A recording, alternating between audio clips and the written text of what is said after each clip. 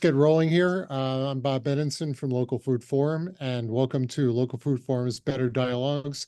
Can sustainable seafood catch up? I started Local Food Forum in 2021 after several years of working in a nonprofit in the better for food, people, better for the planet space.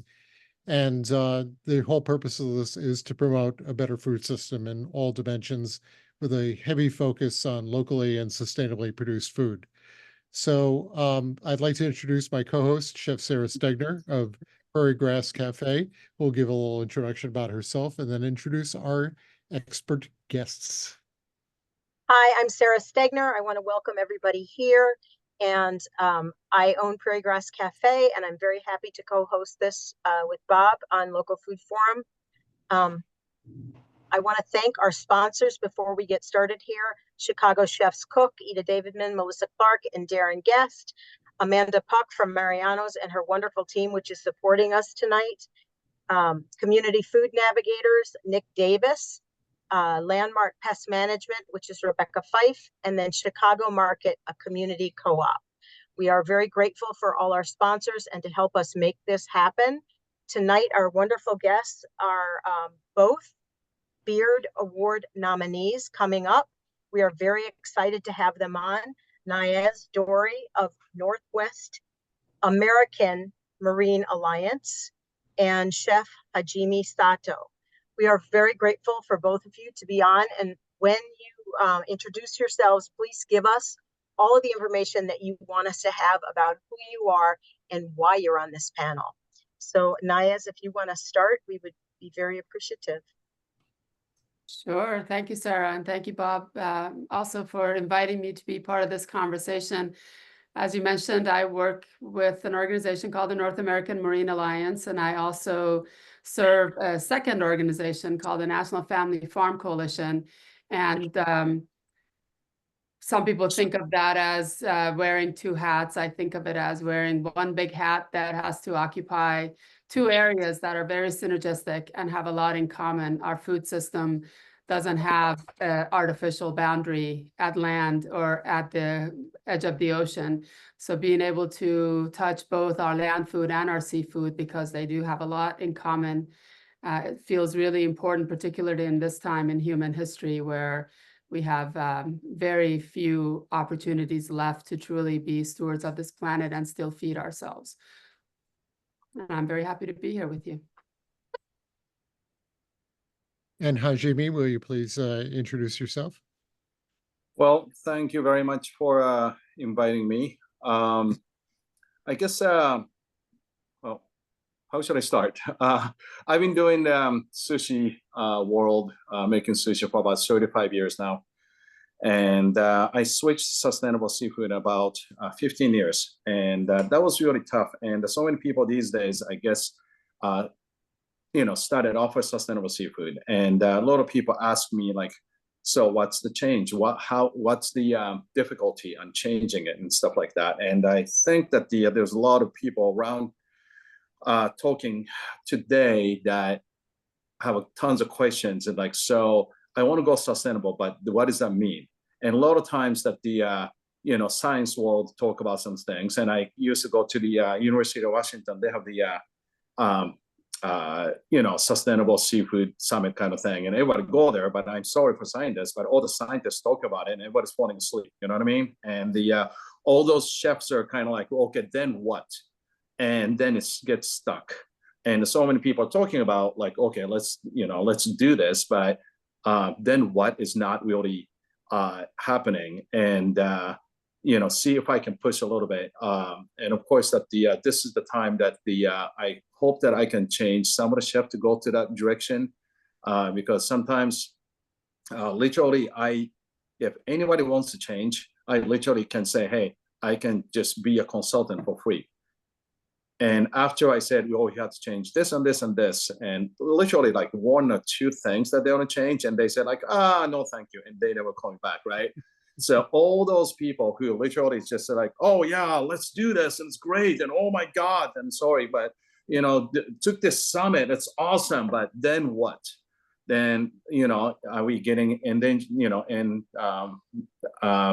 invasive species now, or how can I get little different like things, and how can we change? So hopefully this is some kind of solution, or maybe encouragement for some of the chefs to change. Hopefully I can help out. Thank you.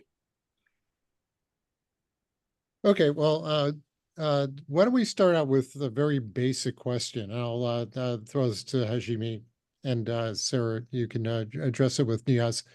A lot of people are just confused as to what sustainable seafood means, what sustainable fish means. How do you define it? That is a problem, isn't it? When I was working, I think they're going down. Maybe I can name some things, but when Red Lobster was kind of tag team with the Monterey Bay Aquarium, I was like, really? Seriously? And they decided like they're gonna change like a couple things in the menu in next 10 years or something like that. And they had a huge campaign saying that we're going sustainable now, and sustainability is such kind of marketing tool these days too. So you got to be really careful with what you're saying. And so define that's a really tough one, right? I can talk about, what's endangered, but then what's endangered? You have to study so many different things. And if it's farm raised, what kind of farm raising they do? Catching method, all that kind of stuff, then it gets really murky, and then people give up also. So I always say this, but I used to be more kind of hardcore, like if you don't do this 100%, like you're gonna go to hell. But these days I'm like, hey, if you can maybe do one thing at a time, right? And then I say, yay, that's great, let's go with that. That's my approach these days. So I ask around and say, chef, okay, what do you think you can do? What is your line that you can draw at this moment and say, okay, this is the sustainable thing that I can do right now with my restaurant or with whatever that is, so that you can go with that and just one thing at a time, and maybe we can help you out. That's the approach I get. So I'm not kind of answering question, but I don't know if I'm getting too much of the logistics and like what is sustainable or not. I just gonna say, if somebody's interested, they can decide what's sustainable for them, and we can decide, hey, we can help them out. Yeah, that's very interesting. One of the things that as a chef, we used to have a lot of gatherings of chefs where we talked about these sustainable issues. We talked about seafood and we talked about farming, and you don't find those conversations as often as now. And this is something that you talked about, Hajime, in the conversation that we had earlier in the week, that there seems to be a little bit more complacency on the chef's part to step up and champion the sustainable seafood and farming. And what you were talking about is a term that was used around here pretty frequently, that there was like window dressing. If you said, I buy from a market, from Green City Market, and you're serving like 3 things from Green City Market, then that was like not really sustainable. And I agree with you on the part that is a very important step that makes a difference in our communities. We all need to do one more thing than we think we can, and push it just a little bit further until we get to the point where chefs are like you, that they're serving 100% sustainable seafood in their restaurants. But I think that the education part of it is really important, because they need to be able to understand what makes that distinction and who to ask. And Niaz, would you kind of address that?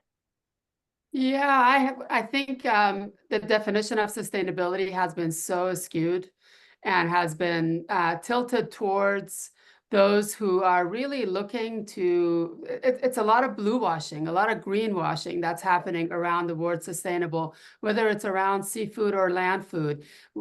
Give you an example, using this mantra, the excuse that we got to feed the world's growing population, the idea that farming seafood is now the most sustainable way to go is about as blue as far in blue washing territory as we can go.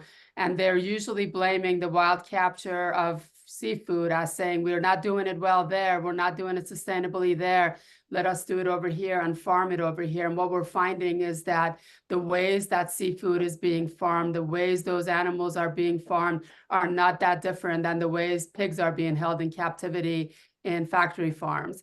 And so this is where the most fundamental definitions of sustainability for us is who owns it, what's the scale of operation, and to what end.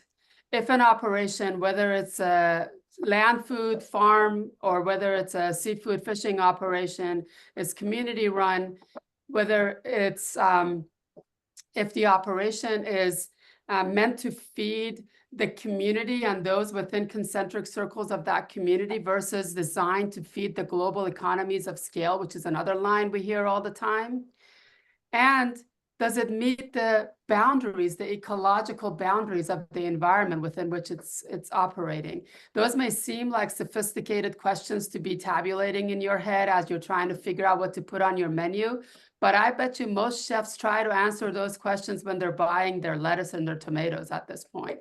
And what we're asking them to do is expand the same kind of thinking and apply the same values they have been applying to their lettuce and tomatoes and chickens to their seafood that they're purchasing.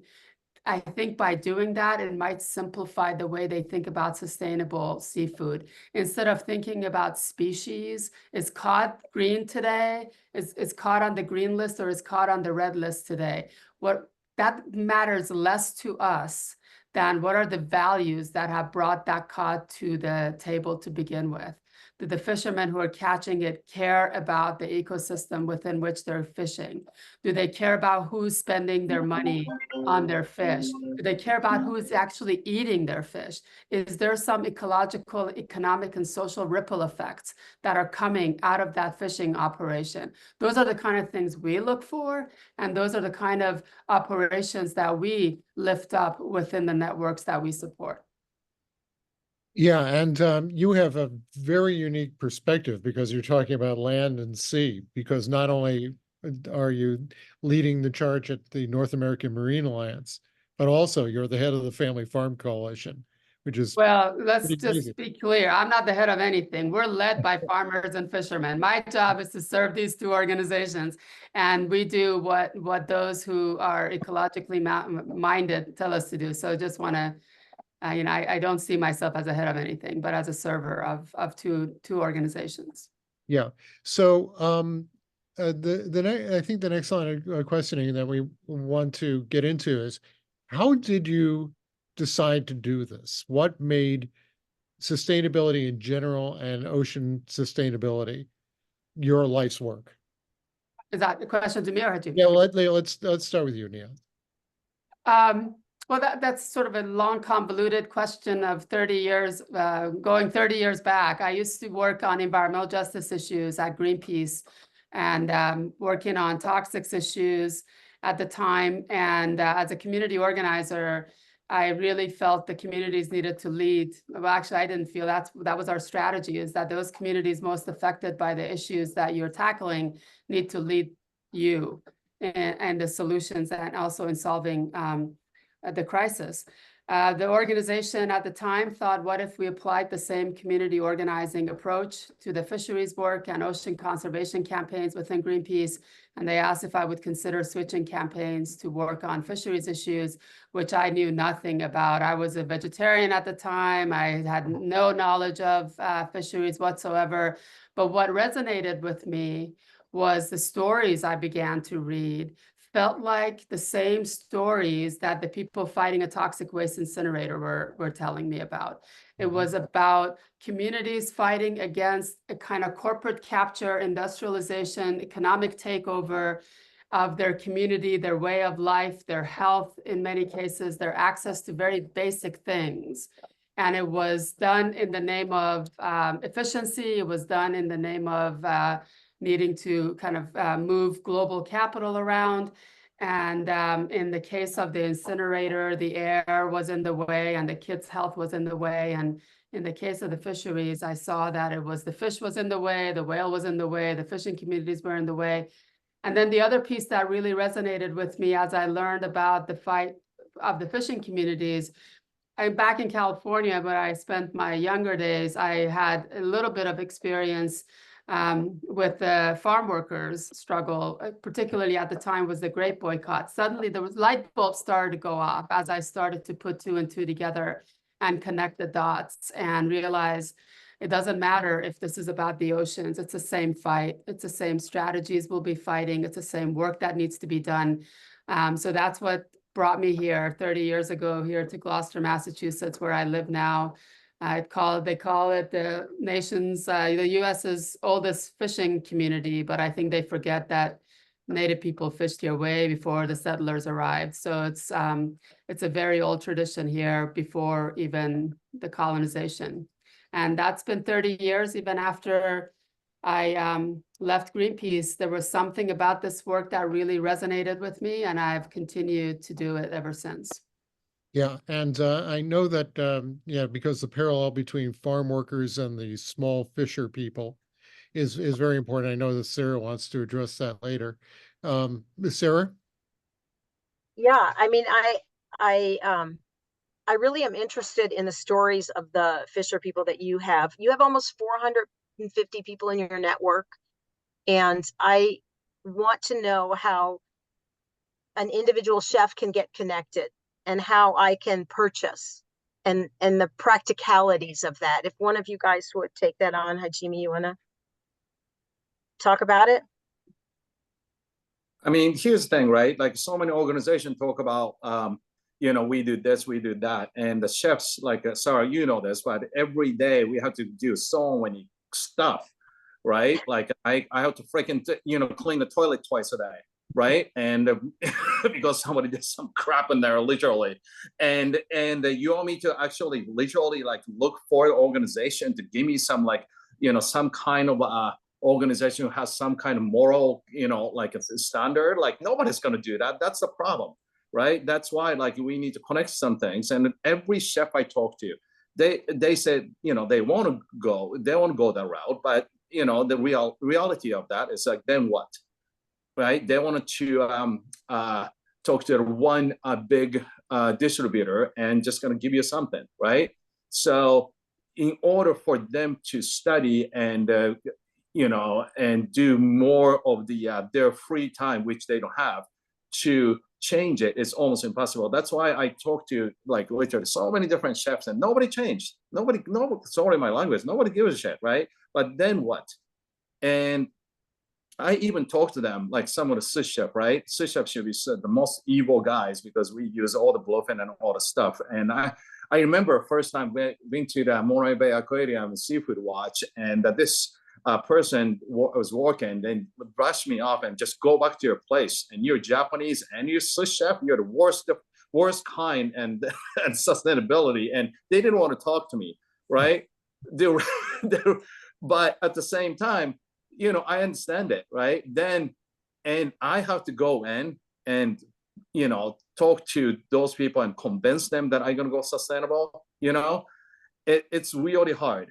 And every day, like Sarah, like you said, like how can I get those fish to my restaurant without too much work, without too much of the phone calls, and I don't have to have like so many different like invoices so that I don't know who's coming, which is this tomato or is there fish? That's the everyday life. So then what, right? So how can we connect it? Like after this, I really don't want to be this like, yay, we did this, but how can we connect those information that everybody has that we can maybe have a resource of like getting some fish? Then how can I get it? How can they get it? How can I get it? How can we get it without that much of the effort so that we can switch just a little bit this way? Yeah. That's what I feel like. So yeah. Please. The story you just told is a story I hear from most fishermen. After a long day of fishing, I've been out at sea for this amount of time. Now you're telling me go find the restaurant, go find the chef to sell it to. And they also had to clean the toilet, and they also had to clean the fish, and they also had to be up for multiple days in a row to get in and out of port. And they feel, farmers too, I hear the same thing from farmers, I'm tired. Now you're telling me go sell my stuff at a farmer's market and go find the restaurants. Both sides of this equation are feeling the same pressures. And I feel like in the middle of these two, the middle of the chain is sort of sitting back and laughing and taking advantage of everybody being so exhausted and tired, and this convoluted chain of custody that none of us can really put our fingers on. So we also are struggling with the same question you are. It's just, how do we simplify this? How do we connect people in a way that makes that transaction really simple, but not just transactional, makes it so that there's a relationship being built, so that you as a chef will get to know these folks, and you don't have to wonder about which species they're bringing in anymore, because you know the values they're bringing to their boat is enough that they care about anything that they're bringing out of that ocean, and that they're caring about how they fish and where they fish and when they fish and their scale of operation. So we are really working hard to try to find those avenues to make those connections between those who want to do well, who want to do good on land, and those who are trying to do the same thing at sea. We've had a couple of networks that are out there that are alive, and granted, none of them perfect. We're still working out the kinks. There's the local catch network that's working out the kinks, but it's a place where values-based seafood businesses are. There's a website called localcatch.org. The Slow Fish Network is also doing the same thing, introducing folks to each other. We have a whole bunch of advocacy efforts to make these introductions. And so I think if we can, instead of trying to do too much all at once, just spending some time relationship building feels like a really important next step. I like that you said that relationship building. During the pandemic, one of the things that Green City Market did, which is a local farmers market here that has 46 certified farms, and we spent time connecting chefs and farmers on calls. And the one thing we interviewed so many chefs about what they were doing, where they were buying from. It was all about personal relationships. If they had maintained those personal relationships and trusted who the farmer is, there was a flow of food going back and forth. And I think that would be an amazing thing to add that component in. And we did, like, we went out to Kodiak Island and met the farmer and met the fishermen that were there, but that was 20 years ago. So keeping these relationships and building on that, it needs to happen between chefs and fisher people.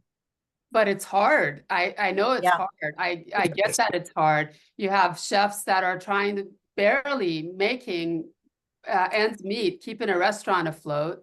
And then you have fishing people who are barely making it to keep their boats afloat, literally and figuratively. And so how do we make it easier for them? One of the places where there is some tension between the two ends of this supply chain is around price. Fishermen are getting nowhere near what their cost of operation is. And on top of it, when they have to sell to restaurants, for example, there is that 30-day thing they have to often deal with. Like, I can't wait 30 days to get paid. And on top of it, I'm not getting paid enough to pay for my fuel and my health insurance and clothes for my kids and repairing the boats and the gear. The chefs are saying the same thing. That we can't afford to pay the fishermen the real cost of production, because nobody's going to come and buy our food if we price it at that level that would reflect that real cost of production. I feel like in the middle here, again, I once again have to go to the middle of the chain that's currently usurping all the power and profit. That middle of the chain is selling us artificially low priced food. Does not reflect the real value of that food. We've become accustomed to it. and we consider that food when really most of the time it's nothing but unidentified food objects anymore. And so how do we take back that control, make sure the chefs and the restaurants are making enough to be profitable, and the farmers and fishermen can also feed themselves and their workers and their families? There's something wrong with the current economic formula that's not letting anybody even make that one decision that Jimmy is talking about. Yeah, absolutely. And Jamie, you have the real world experience of developing those kind of relationships in order to source the quality of fish that and values based types of fish that you that you want to serve your customers. Can you take us back 15 years ago when you decided to commit yourself to sustainability, how you develop those relationships? And we're using the word sustainable a lot. Have you been able to sustain those relationships? Are those suppliers your go-to people throughout the years? So I don't want to go back to 15 years ago, but here's why. Okay, so here's the problem with the reality on the fish. Everybody wants to eat like 5 different kind of fish, and that's about it. That's the problem too, right? Right. And we, you know, all those chefs out there, you know, use other fish than tuna and salmon and halibut and, you know, the cod or whatever that is. You know, that's another thing that we have to talk about too, that these people go to the restaurant and look for the certain things already. And if they don't have those things, then they bitch about it and they like, I'm not a good chef or whatever that is all the time. And that's a problem too. Consumer has that like thing, and especially fish bar, I can give you like all those people, what you want to have hamachi or yellowtail, that's not sustainable. Bluefin tuna, that's not sustainable. Octopus, that's not sustainable. Shrimp from somewhere that you don't know, that's not sustainable. You cannot even eat sushi anymore, everybody, right? Everybody's nodding right now. You cannot eat sushi anymore, but you're going to eat the sushi again. And they don't, you know, you guys not going to change anything. That's the problem, right? That, of course, literally 15 years ago, my sales went down 20, 30% immediately, right? That's the problem, right? It's really hard because that so many people think that this notion of like a high-end even sushi bars or even high-end restaurant, they have to have endangered species. They have to have certain species. They're otherwise they're not even high-end. We have to change that. And in order to change that, chef has to create some kind of excitement over certain, I don't know, like smelt is great, or I don't know, like a sardine is wonderful, or whatever that is. And we had to create the buzz that the more the seasonal thing that the you know, you talked about like what's in season, and the sometimes they talk about like tomatoes, right? But they don't talk about the seafood. You know, those are the things that we have to kind of talk about. And if you have a relationship with the fishermen, and you're not going to get same tuna, you know, packaged tuna all year round. You're going to get this different kind of fish that they catch on that day. And fish, the chef has to adapt a little bit to say, instead of this is the, you know, fancy recipe, we got it somewhere, so therefore that you're buying it. And sometimes they do that for the produce these days, a little bit more, right? Like, okay, you're not going to get like tomatoes in the middle of the winter time. Okay, same idea. Maybe you can have a relationship with the fishermen so that there's something they have an even bycatch, whatever that is that they have. Maybe they can send you some stuff, and that's how your brain start working and say, hey, maybe this is something that I'm gonna use instead of you know, I'm the chef and I'm control everything. Like, no, you don't control shit. Like, you don't control any nature. You know, nature controls something, so that maybe you can have a little bit of the respect towards nature or the fishermen, something like that, that gives you something. Now, that being said, it's really hard to have a relationship with the fishermen sometimes. Like, you know, we talked about, you know, how are you going to connect them? You know, I used to have more of the connection in Seattle because I was a diver who literally dives sea urchin for me. You know, we have like a geoduck. They actually walk around, not walk around, but go around, and the geoduck places, they sometimes like break the shell, literally say broken shell geoduck, and they throw it away, then collect them, and we can get them. All the stuff happen. I cannot do that here. You know, I had to ship it directly from those sources, and it costs a lot of money. Like, you know, now as you're saying that it's so broken that huge distributor is just getting so much of the distribution system that we feel like that's the only choice we have. And when I get something from those places, literally, I'm paying more for it FedEx overnighted. It's ridiculous, right? How can we connect that? I always think about that. I'm sorry. No, please go ahead. There are so many of these budding, literally fledgling fishing operations that have been springing up since our organization helped pilot a program called the Community Supported Fisheries Program, modeled after community supported agriculture. This was about 15, 16 years ago. We certainly weren't the first because others had done it, but we just were the ones that packaged it maybe first and said, here's a model. Why don't folks replicate this? Since that, there has been a kind of a groundswell of these operations that have been developing around the country in various coasts and even outside of North America.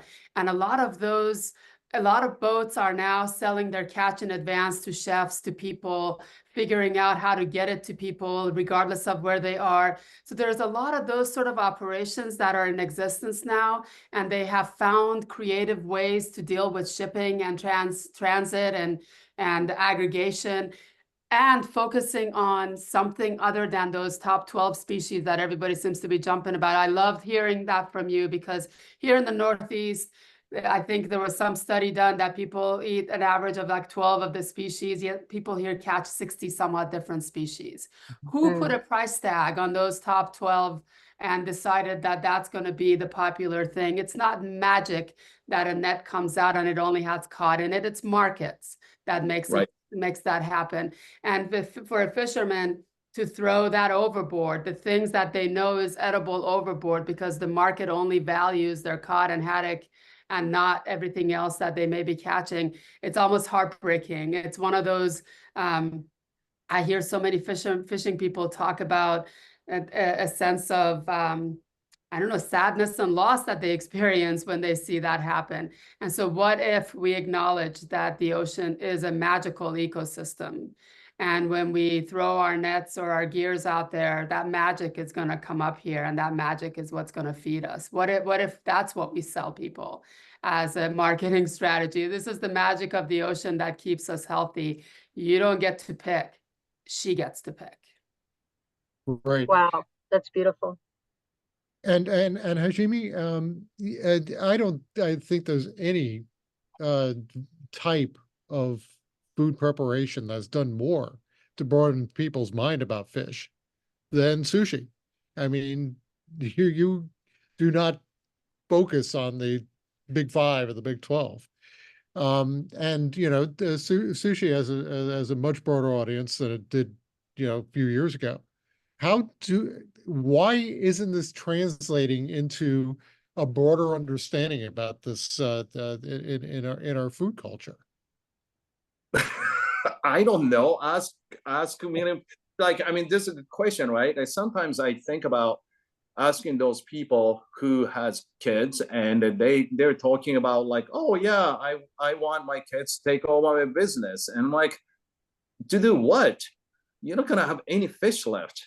And even if you are some kind of asshole who doesn't care about any environment, and he literally says that, okay, I want to make money, but if he wants to pass down this restaurant to the next generation, they have to really think about what kind of fish is left. What are you gonna do? And it just, everybody, I don't have to tell anybody, it's all about marketing, and it's all about, can I make the money today, right? And they're so scared of changing one thing, because again, the reality is people are looking for certain things. Sushi, people think that sushi is so like adventurous eater and all the stuff too, but they eat the same thing. The New York or LA, or I'm not gonna name it, but this one huge distributor has like close to 80-90% of the entire sushi world and entire destination. So it's kind of funny that people go to LA and New York and Chicago and all thinks that that's so different. Like, they're not. It's exactly the same distribution system going around. Like Maya said, that the distributor is basically owning entire economy of what we do. So we have to change a little bit. Again, that I don't know why they're not doing it. It's just, again, they're lazy and they're scared. I mean, to be honest with you, 15 years ago, we had more sustainable sushi bar, and now there's actually less. It's Oh, wow. crazy. I'm gonna be the last man standing, and I'm gonna die soon because of the stress. You know, like I can't do this every day. You know, that's why I'm doing what I'm doing right now. Even talking to everybody too, it's really hard. And in order for anybody to change that, and I think about it all the time. You know, and I even like reach out and say, hey, I can even give you, like, I have this bycatch octopus that's otherwise they throw it away. I literally have to get 1,000 pounds to me. Otherwise, they don't can even save it. I want to sell it to people. Anybody wants it? I'll give it to you. You know, I can even tell you how to cook it, but nobody's interested because that's too much work. And we have to change that. We have to somehow change that. Yes, I agree with you. We have to change that. I wanted to ask also, Nayaz, about, you had made a comment earlier about food equity, and that the Beard has, this is something that they've focused on, the Beard House is focused on with you, and you kind of, your reputation about getting everybody access to seafood. Can you talk a little bit about that? Sure, I'm happy to talk about that, but I want to start by making it clear that it isn't only about wealth. Some decisions around inequity are really about racism. Some decisions around inequity are really about people deciding who gets to eat and who doesn't get to eat just because of who they are, the color of their skin, their culture, their zip code even. And so we can have the best SNAP programs, and that people can get access to foods, but that's just part of the picture. You know, we have a food system that's built on inequities, from the workers to the chefs and everybody we've been talking about here, and the eaters in the middle are amongst the biggest bunch of people who are facing the inequities. We deal with people, for instance, in inner city, people of means. These aren't folks who necessarily are going to go and qualify for SNAP, but from a cultural perspective, from a color perspective, the food that they are used to, that they grew up with, that was appropriate for them, that fed their DNA, is no longer available to them, because we have a food system that only wants to feed, rich white people. Let's be frank. And so how do we take that into account and really think about the need to feed the culturally diverse, the economically diverse, the racially diverse populations that we're seeing? I mean, the world is a global space. As much as we all want to be home, and whatever we call home, we are where we are.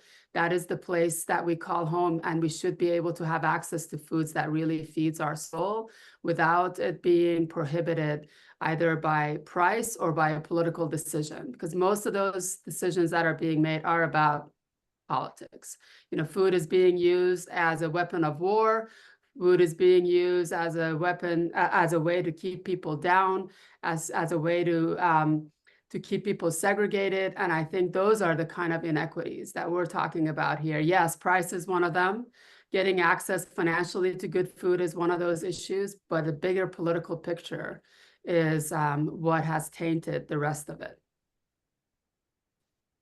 So Yeah. not to oversimplify it, but you're basically saying that they can't even get access. They can't even get access. There are places, well, let me just give you, we're talking about seafood. I'll give you a real specific seafood example. When we started the community supported fishery program, we had here in the Northeast, we wanted to take seafood to Boston. And come to find out that, first of all, coastal city of Boston, had an antiquated ordinance that prohibited the sale of seafood directly from the boat on public property. That meant, as neighborhoods, you couldn't have access to seafood at your farmer's market. And so in the areas within, the urban areas, inner cities, you could go get kale, but you can't get any seafood or whatever else that was available to you. And so we worked with the city of Boston. We changed that ordinance. The first thing that we heard from the inner city population of Boston is, oh my God, I hadn't had scup since I was a kid. And now I can have scup. Scup is considered trash fish by most people. And who am I to call that trash when it's such a wealth of food to another community, yet we've decided it's not worth it. And so we don't want to bring it to shore because who's going to eat that? Well, guess what? You got the whole inner city of Boston that's celebrating that they can get scup. And then there is this, our tendency to want to have everything in this clean, uniform sort of way. Everything has to be filleted and packaged in plastic. Yet many of the communities that we were dealing with said, give me the whole fish. It's cheaper to bring it to market. A family who may not even be able to feed their family for one night on a fillet of fish can probably feed their family on a whole fish by doing all kinds of things with it over a course of a week. Those are the kind of things that we learned, that communities who had been, whose access to those very basic things were taken away through a political decision, an ordinance that was over 70 some odd years old. And all it took is asking the question and having the wherewithal to want to change it. And then you see people celebrate that change and actually celebrate the kind of food that they can put on their plates. How many other places is that happening? And that was just one example with seafood, but it's happening with land food. It's happening with seafood. It's happening in communities all across. You have rural communities where people, the only farmland, acres of things growing in rural America, yet the only place to buy food is a dollar store. Those are the kind of inequities we're talking about. Yeah. If I can just kind of talk about the pricing, and so many people think that because you go sustainable, it's going to price, it's going to go up. That's not true at all, right? That's another thing that she's been talking about a little bit too, about like unutilized things. Like for instance, that I'm not going to name it. There's a big fish company in Chicago, and they cut halibut like 1,000 pounds a day, right? And they throw away like a collar and a neck part, like literally like 1,000 pounds a day, right? And you can, right? And that kind of stuff happens every day in so many fishmongers and so many places and processing plant. I might have even sent somebody on the salmon processing plant in Seattle to, I might have stole some fish eggs from the garbage can because they're throwing away about 200-300 pounds of the fish eggs each day, right? So the thing about, pricing and all the stuff like octopus, it's much cheaper because I'm getting bycatch. Of course that the, inequality and all the stuff are not available, but if you look in a little bit more, we waste so much. And if you ask, even as a chef, to fishmonger and say, hey, is there any waste? Is there any weird things that we throw it away? Maybe we can make something out of it. That's what chef does, right? If it's a beautiful cut of like a cod that's already vacuum packed and you put some sauce on it, anybody can do it, So, like you're saying that, Nayas, that the, just because it's not fancy or not, like a, not in the cooking book or and it's on a some kind of TV, that doesn't mean that it's bad. So even cut of the fish can be used so many different ways. So I wish that even we can go to the venue and your cost goes down because of that. So don't even think that everything that you do sustainably, it's not gonna, oh yeah, that sounds expensive, like it's not. Yep. We find that out a lot. We used to hold these events and it's making me feel like we want to do them again. We wanted to introduce chefs in particular to all these unknowns or what they consider to be unknowns. So we stole the idea from Bobby Flay and the whole Food Network. We called it Seafood Throwdowns, and we held it at farmers markets. We invited chefs, we set up the kitchens outside, and they would come and we would reveal the mystery fish that they usually don't use, and we give them $25, 15 minutes to run around the farmers markets for anything else that they had to cook, and then they had to cook it, whatever it was, whatever parts are parts, right? You're gonna have to use it, and you make the best with it, and then you get to have folks in the community taste something they hadn't tasted before. and the chef that is cooking something he or she hadn't cooked before, and using ingredients they might not have thought they could put together with that little amount of money, to now you're suddenly feeding 40 people little plates for 25 bucks on a whole fish. How did that happen? It's possible, right? Yep. Yeah. Absolutely. Hajime, first of all, I'm looking at the chat, and Johnny Fishmonger gave you a tremendous compliment, because there's still only 2 truly sustainable sushi restaurants on Earth, both started by Hajime, Mashiko in Seattle and Sozai Restaurant in the Detroit suburb of Clawson. So, and we are honored to be in the presence of royalty. But there's another comment from Jennifer. And this is a subject that you brought up in our pre-conference. Some chefs marketed dinner around, quote, eat the invasives tasting menu to bring uncommon fish as a different approach. And, you were talking about how we can bring more invasive species, harvest them. Here in Illinois, we have a tremendous problem, as I'm sure you know, with Asian carp. These crazy fish that like jump out of the water and slap this fisherman in the head and stuff like that. And but they're a big ecological threat, because and that's they're also called silver carp, because if they get into the Great Lakes, it'll be an ecological disaster. And a group of chefs got together here in Chicago last year, and they started to market Asian carp products as copy, COPI. And there was just an article the other day that said, despite this widespread support, it's not catching on. So, I mean, there's a huge process of education amongst consumers to get them to understand this. But, you're really, it's a win-win situation where you're reducing the ecological threat and providing a different kind of fish and putting on the menu. And I'm sure you know of others. I would like to say that one of the organizations that I'm a part of is called the Abundant Setting, and it's to helping working mothers in the kitchens rise up and move up the ladder in their industry through mentorship and support. But under that principle of the Abundant Setting, what we have done is worked in small groups.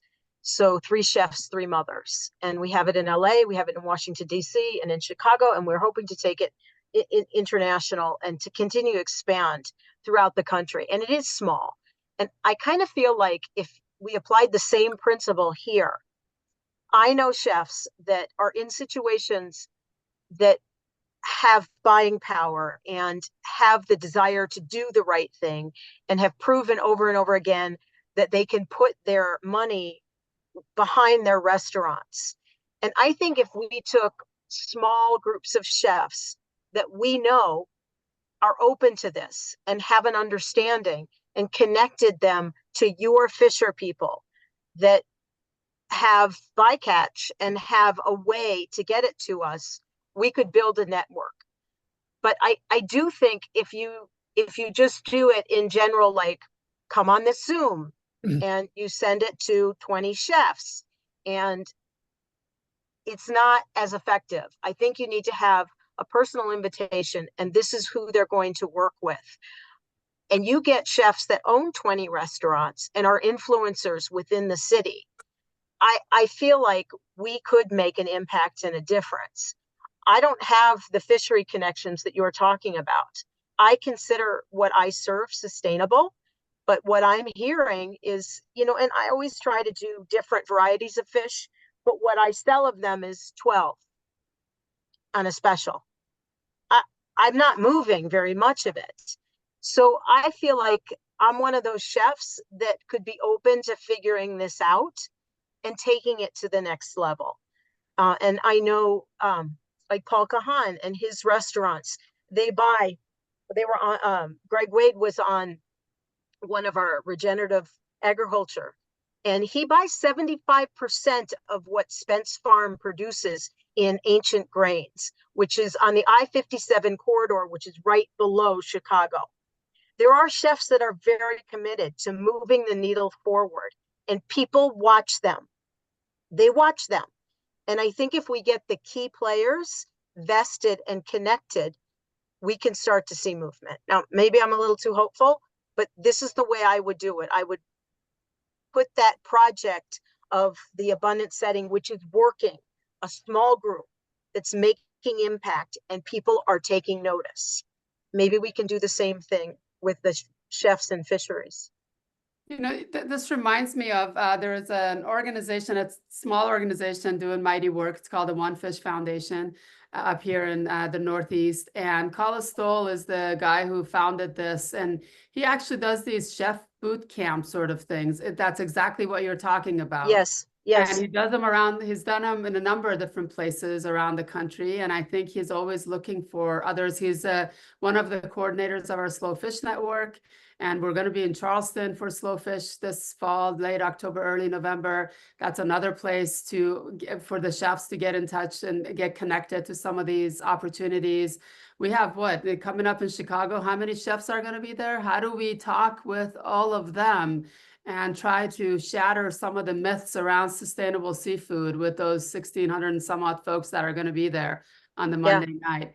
You know, to me, that's because there's a lot of false narratives around sustainable seafood. And I don't want to leave a conversation with anybody thinking, did she just call me stupid? I want to have everybody walk away thinking, wow, I actually didn't think about that. This is the first time I've heard it this way, because that is what gets folks to do what you talked about, Haji, which is do one thing, just one thing differently. And by recognizing that they've just been empowered with something they had never heard before, as opposed to beat over the head by, you know, yeah, you're stupid, you don't get it, and I'm out of here, a message. And so how do we do that over these next few days in Chicago, to gently, kindly, with compassion, to say, we know you all want to do the right thing, and I'm here to offer you one small bite when it comes to sustainable seafood. Let go of something you thought you knew to make room for something new to embrace when it comes to the food from our ocean. You know, I would encourage you guys. I'm sure you're both going to win, right? I'm confident. But I would say, I would encourage you. I've been to the Beard Awards on a number of occasions, and I unfortunately was too late to get tickets for this one. But what made me feel so vested and empowered was when the chefs and the people that were winning the awards got up, and yes, you say, you know, I thank God, I thank my family, you know, all those kinds of things. But use that platform, use that opportunity to spell out exactly why you've won that award. What is it you are doing in this world to make a difference? How have you been impactful? Use that platform, because people are watching. Yeah, and you know, chefs have always played a leadership role in sustainability. I mean, Sarah's being a little humble here, but she was one of the co-founders of Green City Market 25 years ago. You know, it blows your mind when you hear the statistics. We're in a farm state, so the richest soil in the world. 5% of the food that we eat in Illinois is produced in Illinois. Most of that beautiful soil is going into two things: cars through ethanol, and cows through animal feed. It's crazy. And you know, the local food ecosystem the farmers that is produced are trying to change all that. But 25 years ago, 30 years ago, Rick Bayless, when he started this famous Mexican restaurant, Frontera Grill, he moved here after living in Mexico for many years and learning their indigenous food cultures, and everything was local. Then he came here, farm state, figured he would be able to experience the same thing. The small farmers had almost all been pushed out of existence by conventional agriculture, and they had to rebuild an entire system that had sustained this region for hundreds of years in order to provide the food that the chefs wanted, and they then converted that, you know, through the auspices of Green City Market and their own restaurants, into educating people, into persuading people that there was a better way to eat. And so how our next big challenge here is translating that to our waterways, to the oceans, to the rivers, to the lakes, and making people understand fish better and getting chefs to become as advocates and as activists as they were, for our general farming system. End of speech. Yeah, So, I think all of us are trying that in our own little corners. And I think what I'm hearing from Jimmy in particular is that the numbers aren't what they should be. There's some diminishing in the enthusiasm. And so how do we light the fire again? How do we move this forward? What will make that happen? Because for us on the fisheries side, we're asking the same question. How do we keep fishermen engaged? We don't want, the fishing industry is, we call them the big box boats. We're losing small scale boats to the Walmarts of the world and the conglomerations. And so how do we keep the community-based efforts excited and making a living and wanting to continue to do this kind of work and not feel like they have to live up to this standard, this false standard of our society that only success means you're going to get bigger and catch more and kill more and do more, and instead really think of the way they think as honorable enough, as good enough, and that they're feeding people enough. We are doing just the same as you are, is trying to keep people excited and try to make sure that they know that there's a place for them here and there are people who want to support them, because it gets demoralizing when you work so hard and you're out for a few days and you come back and someone says, I'm going to pay you 10 cents a pound for this thing. It's like, are you kidding me? Or I'm going to pay you whatever for this, or I'm only going to take that or that or that. The rest doesn't mean anything to me. And so how to keep people doing this, because there is nothing sustainable about the alternative industrialized seafood system. There is nothing. That if anybody says otherwise, that is the definition of blue washing to me. That industrialized seafood system is nothing close to sustainable. We cannot risk it. Yeah, and you were discussing equity before in terms of consumers, but equity also means providing opportunity for those small boats, for underrepresented populations, for Native Americans, for indigenous people, so they can make a living against those big box boats that you're saying. That's right. I want to just intercede here that it is almost 8 o'clock. We are so appreciative of you both coming on and sharing such valuable information. I hope there's a lot of people here tonight that will spread the word. Again, I want to thank all our sponsors that have made this possible. We are very grateful. And I want, Bob, for you to tell them about 2 weeks from tonight, what we will be covering. Yeah, 2 weeks from tonight, we're going to have a special guest, Nick Davis, who is the executive director of an organization called Community Food Navigator here in Chicago. And what they do is work in our under-resourced communities to help farmers and urban gardeners, mostly people of color, to be able to gain their footing, to produce, to find a way to make a living and to feed their communities. They live by the concept of food sovereignty, which means encouraging people to grow their own food for their communities. And we're going to have him and several representatives of organizations in the city, mostly nonprofit, and that are working to create community gardens and enable this kind of food sovereignty to take place. So I'll be June 17th, also on Monday, 7 p.m. Central Time. And we hope you'll tune in. We'll be circulating the registration for that very soon. Also, on a personal local food forum note, I'm going to let this little audience in on a secret. Within the next couple of days, we are going to be launching, Local Food Forum has existed as a Substack newsletter up to the state, and we're going to continue that. But we're also launching a website for Local Food Forum. I looked out, one of my friends happens to be a genius. the website is just going to amaze people. It is so beautifully designed. The user experience is amazing. But more importantly, so far, over the 3 years since I created this publication, it's been very Chicago-centric for the only reason being that I'm here and I'm the only one producing this publication.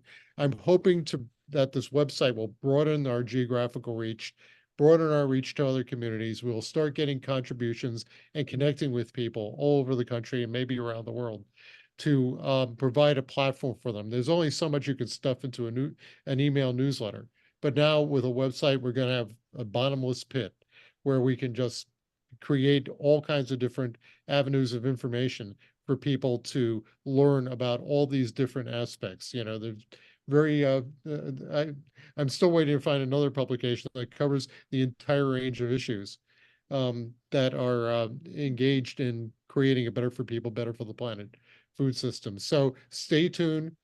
Watch Local Food Forum. It's coming in a couple of days. I'll relish your feedback, and I think it's going to be an important step forward in terms of achieving the kind of impact that we're trying to do with this project, because it's a passion project and it's really in public service. Do you want to put? Was it? Thank you all for coming tonight. We appreciate your support. And thank you again to our amazing speakers. Good luck at the Beard Awards. We are rooting for you. Thank you so much. Yeah, Yes, thank you we for are very. absolutely- Thank you. This was such a great conversation. Thank Thank you. you for your leadership in this arena. We really appreciate it. Thank you. See you in Chicago. Right? Yes, Yes. can't wait. Thank you. Okay, have a good night, everybody.